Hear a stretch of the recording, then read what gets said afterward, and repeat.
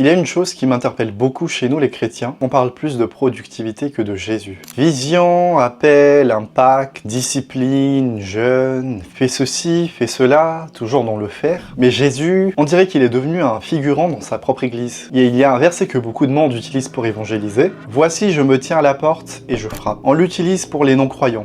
Mais est-ce que tu sais à qui est réellement adressé ce verset? À l'église. Pourquoi Jésus frappe à la porte de l'église? Comment le fondateur se retrouve dehors? C'est quelque chose qui devrait nous déranger. Et ce qui me secoue, c'est que peut-être que Jésus n'est pas absent, peut-être qu'on l'a remplacé par nos efforts, par nos « je veux prouver à Dieu que je mérite et que je peux y arriver ». On parle beaucoup de ce que nous, on peut faire pour Jésus, mais très peu de ce que lui, il a fait pour nous. Et c'est peut-être ça l'orgueil spirituel. Et si finalement le problème n'était pas que Dieu exige trop, mais c'est nous qui insistons un petit peu trop fort pour mériter? Parce que soyons honnêtes, il y a une petite partie en nous qui aime penser « j'ai jeûné 40 jours, j'ai payé le prix » ou tout simplement « j'ai mérité l'onction ». Et d'ailleurs c'est pour ça que la grâce est offensante. Parce que la grâce, elle te dit que tu n'as rien payé. C'est Jésus qui a tout payé à la croix. Mais vraiment tout. Et ça, l'ego n'aime pas. Je me rappelle d'une saison où moi je servais partout, toujours occupé, mais intérieurement j'étais épuisé. Plus tard je me suis rendu compte que ce n'était pas parce que Dieu me demandait trop, c'est parce que j'essayais de mériter ce qu'il avait déjà accompli pour moi à la croix. La délivrance, la guérison, tous nos problèmes dans la vie courante, qu'ils soient grands ou petits, ou tout simplement le salut. La loi dit « fais ceci, fais cela et tu vivras ».